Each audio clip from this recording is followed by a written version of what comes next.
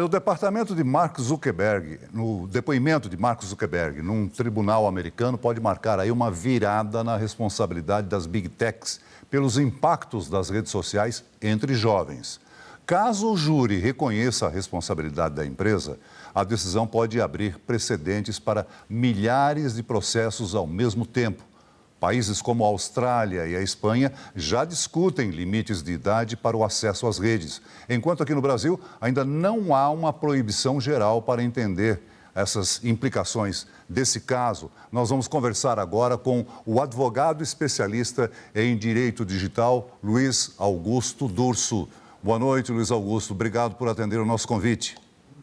Boa noite, Celso. Prazer revê-lo, falar a você e a toda a audiência do SBT News. Obrigado.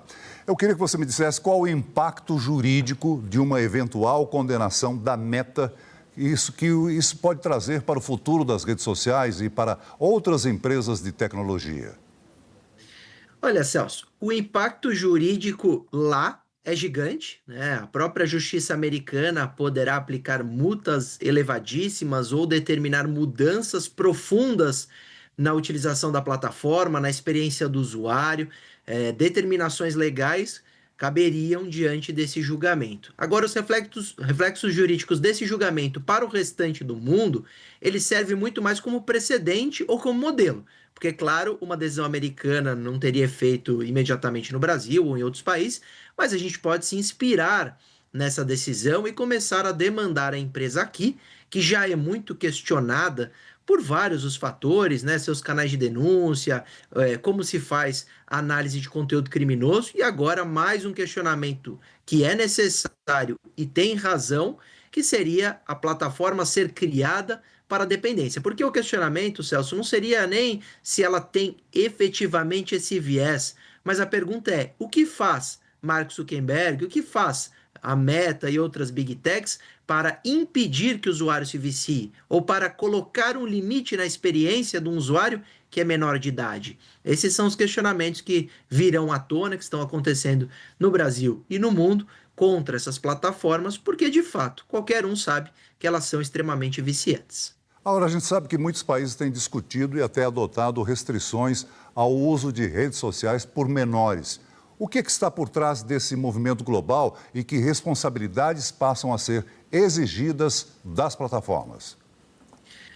Olha, Celso, as plataformas foram liberadas e o uso foi quase ilimitado por qualquer um por muito tempo, né? Desde que tivesse acesso à internet, pouco importa a sua idade, você se cadastrava e utilizava mesmo leis lá de trás, os termos de uso falando de 13 anos para cima a utilização, mas bastava que o indivíduo preenchesse outra data de nascimento, não havia a obrigatoriedade de fornecimento de um ID, de um documento, e ele poderia usar mesmo menor de 13 anos.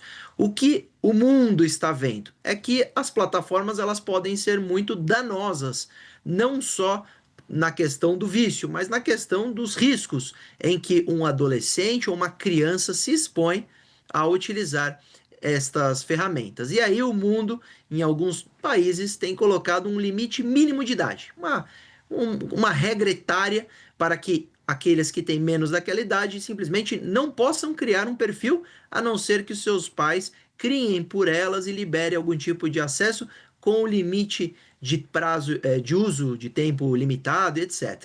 Então são vários os detalhes. A Austrália veio quase como pioneira a colocar um limite legal, e aí quem tem menos de 16 anos está tendo a conta banida, apagada, e realmente não pode usar por uma imposição do Estado. Isso é muito gravoso, mas pode ser necessário, aí vai depender muito da dúvida de cada um. Mas nós poderíamos achar um plano ideal no meio termo, que as plataformas realmente permitissem um controle maior pelos pais e que aquela conta de um menor fosse supervisionada, ao invés de simplesmente proibir ou bloquear aquela faixa etária. Mas o modelo australiano tem sido repetido, o governo espanhol está processando a plataforma também, procurando respostas, e nós temos esses processos importantes nos Estados Unidos. Vale dizer, é uma mobilização global, Celso, questionando essas plataformas a dizer: ok, vocês já viciaram o mundo, já faturaram bilhões, agora chegou a sua hora de prestar contas, principalmente para crianças e adolescentes que estão se perdendo em suas timelines, em suas publicações. Aqui, como controle no Brasil, nós temos o Marco Civil da Internet, que garante aí neutralidade e limita a responsabilidade das plataformas, né? Existe espaço jurídico e político para que o país adote medidas maiores e semelhantes, como limites de idade, regras mais rígidas para proteger crianças e adolescentes? Eu não tenho dúvida nenhuma, Celso, que nós temos sim uma possibilidade de mudança legislativa muito em breve que crie novas regras nesse sentido. Nós tivemos a Lei FELC, né, o ECA Digital, que já colocou também algumas sugestões de idade. Nós temos o próprio Marco Civil da Internet, que teve seu julgamento do artigo 19 no ano passado pelo Supremo Tribunal Federal, que colocou uma responsabilidade muito maior para conteúdos ilícitos que ali são hospedados pela plataforma. Então, hoje basta que o usuário denuncie o conteúdo, que se não for removido, cabe responsabilidade da plataforma. Então, são muitas as mudanças no Brasil que têm pressionado a experiência a ser cada vez mais segura, cada vez mais saudável. Nós tivemos um debate muito grande em cima do PL 2630. Eu fui a Brasília, fui um dos debatedores, que era o chamado PL das fake news, que também falava muito sobre plataforma.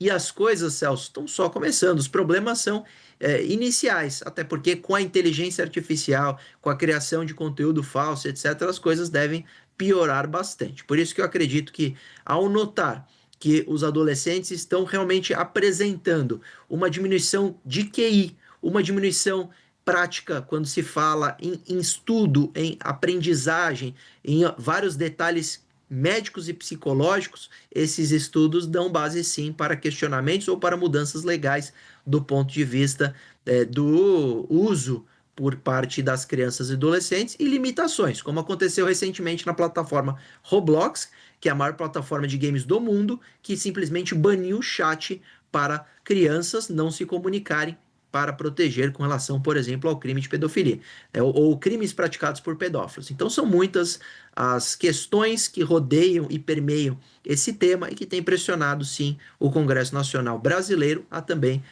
apresentar mudanças. Luiz Augusto Durso, advogado especialista em direito digital. Muito obrigado por aceitar o nosso convite e participar aqui do Jornal do SBT News. Uma boa noite para você. Muito obrigado, Celso. Uma boa noite a você e a todos que nos acompanham.